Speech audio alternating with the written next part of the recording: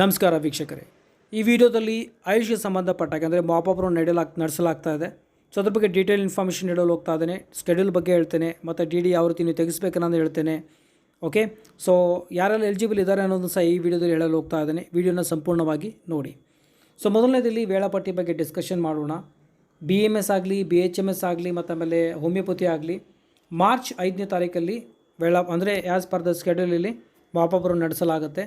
ಇಲ್ಲಿ ಬೆಳಗ್ಗೆ 9 ಗಂಟೆಗೆ ಮಾಪಪ್ರು ನಡೆಸಲಾಗುತ್ತೆ. ಇಲ್ಲಿ ಯಾರೆಲ್ಲ ಪಾರ್ಟಿಸಿಪೇಟ್ ಮಾಡ್ಬೋದಪ್ಪ ಅಂತಂದರೆ ಹೈದರಾಬಾದ್ ಕರ್ನಾಟಕ ರೀಜನ್ಗೆ ಬಿಲಾಂಗ್ ಆಗಿರುವಂತಹ ಎಲ್ಲ ಕೆಟಗರಿ ವಿದ್ಯಾರ್ಥಿಗಳು, ಜನರಲ್ ಮೆರಿಟ್ನಿಂದ ಹಿಡಿದು SC ST ಕೆಟಗರಿವರೆಗೆ, ಅದು ಜನರಲ್ G ಆಗಿರ್ಬೋದು ಅಥವಾ ಕನ್ನಡ ಮೀಡಿಯಮ್ ಆಗಲಿ, ರೂರಲ್ ಆಗಲಿ, ಒಟ್ಟಲ್ಲಿ ಹೈದರಾಬಾದ್ ಕರ್ನಾಟಕ ರೀಜನ್ಗೆ ನೀವು ಒಂದು ವೇಳೆ ಅಂದರೆ ಬಿಲಾಂಗ್ ಆಗ್ತಾಯಿದ್ರೆ ನೀವು ಅಲ್ಲಿ ಬೆಳಗ್ಗೆ 9 ಗಂಟೆಗೆ ಮಾಪಪ್ ರೌಂಡಲ್ಲಿ ಪಾರ್ಟಿಸಿಪೇಟ್ ಮಾಡ್ಬೋದು.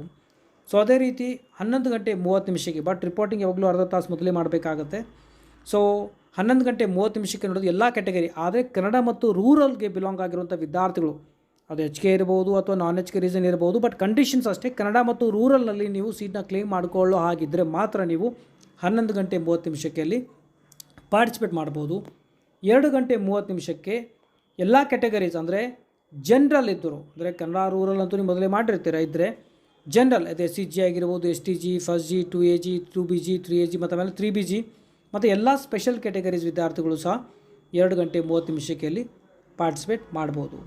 ಸೊ ಅದೇ ರೀತಿ 6ನೇ ತಾರೀಕು ಅಂದರೆ ಮಾರ್ಚ್ 6ನೇ ತಾರೀಕಿಲ್ಲಿ 9 ಗಂಟೆಗೆ ಇರುತ್ತೆ. 8:30 ಇಲ್ಲಿ ಪಾರ್ಟಿಸಿಪೇಟ್ ಮಾಡ್ಬೋದು.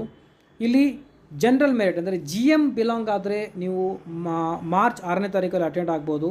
ಅದರೊಂದಿಗೆ ಬೇರೆ categories general merit plus all categories ಮತ್ತು ಆಮೇಲೆ ಆಲ್ ಇಂಡಿಯಾ ಕೋಟಾ ಸಹ ವಿದ್ಯಾರ್ಥಿಗಳು ಇಲ್ಲಿ ಪಾರ್ಟಿಸಿಪೇಟ್ ಮಾಡ್ಬೋದು. ಅಂದರೆ general merit, SC ST, general merit private ಕೋಟಾನಲ್ಲಿ ಬರುವಂತಹ ಅಂದರೆ ಸೀಟ್ನ ತೆಗೆದುಕೊಳ್ಬೇಕಂದ್ರೂ ಸಹ ನೀವು ಅಲ್ಲಿ ಮಾರ್ಚ್ 6ನೇ ತಾರೀಕಲ್ಲಿ ಪಾರ್ಟಿಸಿಪೇಟ್ ಮಾಡ್ಬೋದು. ಈಗ ಕೆಲವು ಮುಖ್ಯವಾಗಿರುವಂಥ ಸೂಚನೆಗಳನ್ನು ನೋಡೋಣ. ಸೊ ನೋಡಿ, ಮೊದಲು ಹೇಳಬೇಕಂದ್ರೆ ಈ ಒಂದು ಮಾಪಪ್ ರೌಂಡಲ್ಲಿ ನೀವು ಪಾರ್ಟಿಸಿಪೇಟ್ ಮಾಡಬೇಕು ಅಂತಂದರೆ ಆಲ್ರೆಡಿ ನೀವು ರಿಜಿಸ್ಟ್ರೇಷನ್ ಮಾಡ್ಕೊಂಡಿರಬೇಕಾಗತ್ತೆ. ಮತ್ತು ಆಮೇಲೆ ಡಾಕ್ಯುಮೆಂಟ್ಸ್ಗಳನ್ನು ವೆರಿಫಿಕೇಷನ್ ಮಾಡ್ಕೊಂಡಿರುವಂಥ ವಿದ್ಯಾರ್ಥಿಗಳು ಅಂದರೆ ವೆರಿಫಿಕೇಷನ್ ಸ್ಲಿಪ್ನೊಂದಿಗೆ ನೀವು ಅಲ್ಲಿ ಈ ಒಂದು ಮಾಪಪ್ ರೌಂಡಿಗೆ ಹೋಗಬೇಕಾಗತ್ತೆ. ಸೊ NEET 2020 ಫಸ್ಟ್ ಎಲಿಜಿಬಲ್ ಆಗಿದ್ದು KEಯಲ್ಲಿ ರಿಜಿಸ್ಟ್ರೇಷನ್ ಮಾಡ್ಕೊಂಡಿರಬೇಕಾಗತ್ತೆ, ಡಾಕ್ಯುಮೆಂಟ್ ವೆರಿಫಿಕೇಷನ್ ಮಾಡ್ಕೊಂಡಿರಬೇಕಾಗತ್ತೆ ಮತ್ತು ವೆರಿಫಿಕೇಷನ್ ಸ್ಲಿಪ್ ಕಂಪಲ್ಸರಿ ನಿಮ್ಮೊಂದಿಗೆ ಇರಬೇಕಾಗತ್ತೆ. ಮತ್ತು ಮಾಪಪ್ ರೌಂಡ್ಗೆ ಹೋಗುವಂತಹ ವಿದ್ಯಾರ್ಥಿಗಳು ವೆರಿಫಿಕೇಷನ್ ಸ್ಲಿಪ್ಪಲ್ಲಿ ಮೆನ್ಷನ್ ಮಾಡಿರುವಂಥ ಎಲ್ಲ ಒರಿಜಿನಲ್ ಡಾಕ್ಯುಮೆಂಟ್ಸ್ಗಳನ್ನು ತೆಗೆದುಕೊಂಡು ಹೋಗೋದು ಕಡ್ಡಾಯವಾಗಿರುತ್ತೆ. ನೆಕ್ಸ್ಟ್ ಪಾಯಿಂಟ್, ಒಂದು ವೇಳೆ ನೀವು ಈ ಒಂದು BMS ಆಗಿರ್ಬೋದು, BHMS ಆಗಿರ್ಬೋದು, ಯುನಾನಿಯಲ್ಲಿ ಮೊದಲನೇ ರೌಂಡ್ ಆಗಲಿ ಅಥವಾ 2ನೇ ರೌಂಡಲ್ಲಿ ನಿಮಗೆ ಯಾವುದೇ ಸೀಟು ಲಭಿಸಿಲ್ಲ ಅಂದ್ಕೊಳ್ಳಿ, ಸಿಕ್ಕಿಲ್ಲ ಅಂದರೆ ಮಾತ್ರ ಮಾಪಪ್ ರೌಂಡಲ್ಲಿ ನೀವು ಪಾರ್ಟಿಸಿಪೇಟ್ ಮಾಡ್ಬೋದು.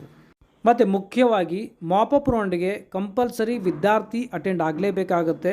ಪೇರೆಂಟ್ಸ್ಗೆ ನೀವು ಕಳಿಸಿ ಮಾಪಪ್ ರೌಂಡಿಗೆ ಇಲ್ಲಿ ಪಾರ್ಟಿಸಿಪೇಟ್ ಮಾಡಿ ಅಂದರೆ ಅದು ಆಗೋದಿಲ್ಲ. ನೀವು ಕಂಪಲ್ಸರಿ ಅಂದರೆ ಅಲ್ಲಿ ಅಭ್ಯರ್ಥಿ ಕಂಪಲ್ಸರಿ ಮಾಪಪ್ ರೌಂಡ್ ನಡೆಯುವಂಥ ಸಂದರ್ಭದಲ್ಲಿ ಹಾಜರಾಗಿರಬೇಕಾಗತ್ತೆ. ಮಾಪಪ್ ರೌಂಡಲ್ಲಿ ನಿಮಗೆ ಸೀಟ್ ಸಿಕ್ಕಾಗ ಅದನ್ನು ನೀವು ಕ್ಯಾನ್ಸಲ್ ಮಾಡ್ಕೊಳ್ಳೋದಾಗಲಿ ಅಥವಾ ಮ್ಯೂಚುವಲ್ ಎಕ್ಸ್ಚೇಂಜ್ ಮಾಡ್ಕೊಳ್ಳೋದಾಗಲಿ, ಓಕೆ, ಅಥವಾ ರದ್ದುಪಡಿಸೋದಕ್ಕಾಗಲಿ ಯಾವುದೇ ರೀತಿಯಲ್ಲಿ ಅವಕಾಶವಿರುವುದಿಲ್ಲ. ಈಗ ಡಿಸ್ಕಷನ್ ಮಾಡೋಣ ಈ ಒಂದು DD ಬಗ್ಗೆ. ಕಂಪಲ್ಸರಿ ನಿಮಗೆ DD ತೆಗೆದುಕೊಂಡು ಹೋಗಬೇಕಾಗತ್ತೆ. ದ ಎಕ್ಸಿಕ್ಯೂಟಿವ್ ಡೈರೆಕ್ಟರ್ KEA ಇವರ ಹೆಸರಿನಲ್ಲಿ ನಿಮಗೆ DD ತೆಗಿಬೇಕಾಗತ್ತೆ. ಅದಕ್ಕಾಗಿ ನಿಮಗೆ ನಿಮ್ಮ ಬ್ಯಾಂಕ್ಗೆ ವಿಸಿಟ್ ಮಾಡಿ, ಓಕೆ, ಬ್ಯಾಂಕ್ಗೆ ವಿಸಿಟ್ ಮಾಡಿ ದ ಎಕ್ಸಿಕ್ಯೂಟಿವ್ ಡೈರೆಕ್ಟರ್ KEA ಹೆಸರಿನಲ್ಲಿ ನಿಮಗೆ DDನ ಪಡೆದುಕೊಳ್ಬೇಕಾಗತ್ತೆ. ಸೊ ಒಂದು ವೇಳೆ ಅಂದರೆ DD ನೋಡಿ ಮಲ್ಟಿಪಲ್ DDs ಬೇಕಾದ್ರೆ ತೆಗೆದುಕೊಂಡು ಹೋಗ್ಬೋದು. ಓಕೆ, ನಿಮಗೆ ಒಂದು ವೇಳೆ ಗೌರ್ಮೆಂಟ್ ಸೀಟಲ್ಲಿ ಮಾತ್ರ ಅಂದರೆ ಗೌರ್ಮೆಂಟ್ ಕಾಲೇಜಲ್ಲಿ ಮಾತ್ರ ಅಡ್ಮಿಷನ್ ಬೇಕಾಗಿತ್ತು ಅಂದರೆ ಅಲ್ಲಿ ಮಾತ್ರ ಸೀಟ್ನ ತೆಗೆದುಕೊಳ್ಬೇಕಂತಂದರೆ ಒಂದೇ DD ತೆಗೆದುಕೊಳ್ಳಿ, 25,500 DD ಮಾತ್ರ ತೆಗೆದುಕೊಳ್ಳಿ.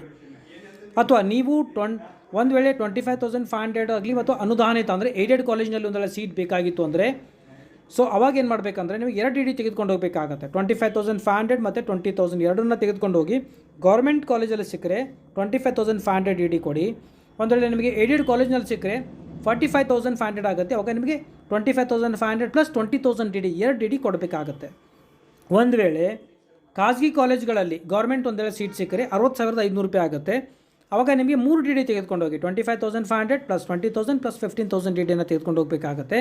ಹಾಗೂ ಒಂದು ವೇಳೆ ನಿಮಗೆ GMPನಲ್ಲಿ ಸೀಟ್ ತೆಗೆದುಕೊಳ್ಳಲು ನೀವು ರೆಡಿ ಇದ್ದರೆ 2,500,000 ರೂಪೀಸ್ ಆಗುತ್ತೆ. ಆವಾಗ ನೀವು 4 ಬೇಕಾದರೆ DDನ ತೆಗೆದುಕೊಂಡು ಹೋಗ್ಬೋದು. 25,500 1 DD ತೆಗೆಸಿ, 20,000 ಇನ್ನೊಂದು DD ತೆಗೆಸಿ, 15,000 ಇನ್ನೊಂದು DD ತೆಗೆಸ್ಬೋದು, ಕೊನೆಗೆ 1,40,000 ಟೋಟಲ್ 4 DDಸ್ನ ನೀವು ತೆಗೆದುಕೊಂಡು ಹೋಗ್ಬೋದು. ಅಂದರೆ ಟೋಟಲಿ ಹೇಳ್ಬೇಕಂದ್ರೆ ನೀವು ಮಾಪಪ್ ರೌಂಡಲ್ಲಿ ಯಾವ ಥರದ ಸೀಟ್ ಸಿಕ್ಕರೆ ನೀವು ತೆಗೆದುಕೊಳ್ಳೋಕೆ ರೆಡಿ ಇದ್ದೀರಾ ಅನ್ನೋದ್ರ ಮೇಲೆ ಡಿಪೆಂಡ್ ಇದೆ. ಒಂದು ವೇಳೆ ಗೌರ್ಮೆಂಟ್ ಕಾಲೇಜ್ನಲ್ಲಿ ಮಾತ್ರ ಸೀಟ್ ಸಿಕ್ಕರೆ ತೆಗೆದುಕೊಳ್ತೀನಿ ಅನ್ನಂಗಿದ್ರೆ ಒಂದೇ ಡಿ ಡಿ ತೆಗೆಸಿ 25,500. ಮತ್ತು ಏಡೆಡ್ ಕಾಲೇಜ್ ಸಿಕ್ಕರೂ ನಾನು ಮಾಡ್ತೀನಿ ಅನ್ನಂಗಿದ್ರೆ 2 ಡಿ ಡಿ ತೆಗೆಸಿ.